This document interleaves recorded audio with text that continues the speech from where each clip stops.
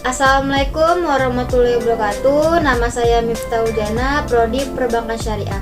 Di sini saya akan menjelaskan tentang ekonomi moneter dan kebank sentralan.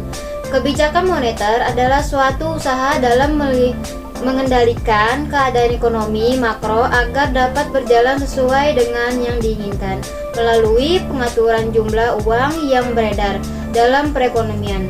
Usaha tersebut dilakukan agar terjadi kestabilan harga dan inflasi serta terjadinya peningkatan output, keseimbangan, dan kemakmuran.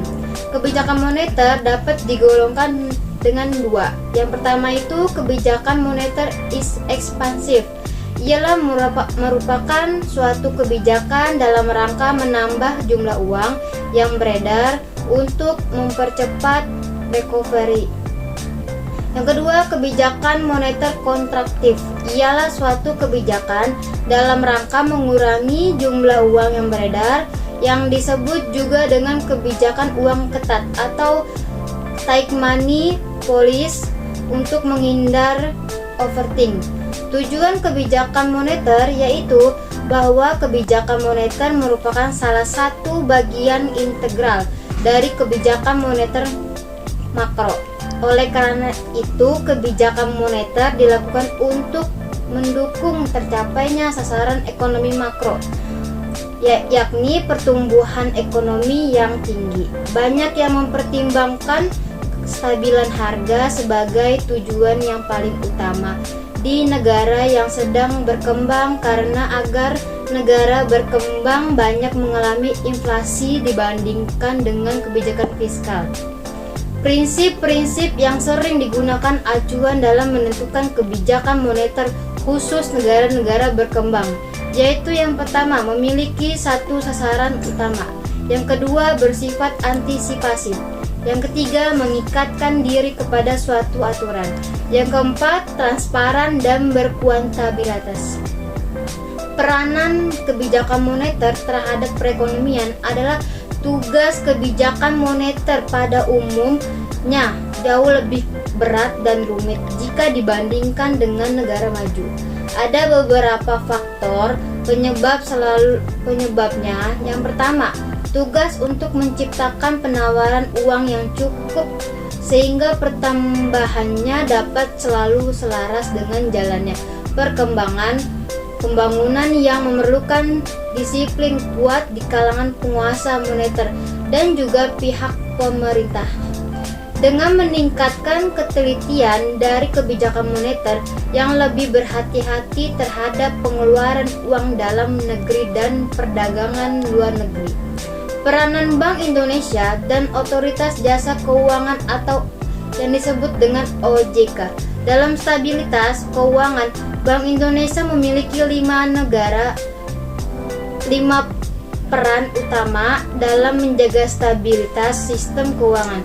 Yang pertama, Bank Indonesia memiliki tugas untuk menjaga stabilitas moneter, antara lain melalui instrumen suku bunga dalam operasi pasar terbuka. Yang kedua, Bank Indonesia memiliki peran vital dalam menciptakan kinerja lembaga keuangan yang terbuka.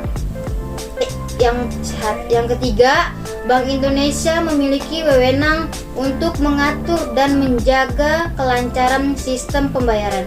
Yang keempat, melalui fungsi dalam riset dan pemantauan. Yang kelima, Bank Indonesia memiliki fungsi sebagai jaring pengaman sistem keuangan melalui fungsi Bank Sentral sebagai leader of the last resort. Otoritas Jasa Keuangan atau disebut dengan OJK dibentuk dengan tujuan agar keseluruhan kegiatan di dalam sektor jasa keuangan yang pertama itu ada terselenggara secara teratur, adil, transparan, dan akuntabel. Yang kedua, mampu mewujudkan sistem keuangan yang tumbuh secara berkelanjutan dan stabil. Yang ketiga, mampu melindungi kepentingan konsumen dan masyarakat. Dengan berkolaborasinya Bank Indonesia dan Otoritas Jasa Keuangan tentunya akan memudahkan tugas dalam segala permasalahan sehingga kebagian yang terkecil. Fungsi Otoritas Jasa Keuangan yang disebut juga dengan OJK dalam sistem keuangan berdasarkan Undang-Undang Nomor 21 Tahun 2011 tentang Otoritas Jasa Keuangan disebutkan bahwa OJK adalah lembaga yang integrasi maupun independen yang memiliki fungsi, tugas, dan wewenang dalam mengatur dalam sistem regulasi, melakukan pengawasan terhadap kegiatan jasa keuangan. Sedangkan OJK merupakan lembaga yang melakukan pengawasan terhadap kegiatan jasa keuangan. Terhadap kegiatan-kegiatan ada 3. Yang pertama, kegiatan jasa keuangan di sektor perbankan. Yang kedua, kegiatan jasa keuangan di sektor pasar modal. Yang terakhir, kegiatan jasa keuangan di sektor perasuransian, lembaga pembiayaan, dan lembaga jasa keuangan lainnya. Untuk melakukan tugas-tugas pengaturan dan pengawasan OJK memiliki wewenang, yaitu pertama, pengawasan dan pengaturan lembaga keuangan bank, yaitu ada 4. Izin pendirian bank, 2. Kegiatan perbankan, pengaturan dan pengawasan kesehatan bank, dan yang terakhir pengaturan dan pengawasan terkait dengan aspek-aspek kehati-hatian bank. Yang kedua, peraturan lembaga jasa keuangan bank dan non-bank ada 5, yaitu menetapkan regulasi-regulasi tentang pengawasan dan keputusan OJK, menetapkan regulasi-regulasi tentang pengawasan pada sektor jasa keuangan, menyusun dan menetapkan tentang pelaksanaan tugas OJK, menyusun dan menetapkan produser, tata cara pengelola pada lembaga jasa keuangan, menetapkan struktur lembaga keuangan atau bank non-bank.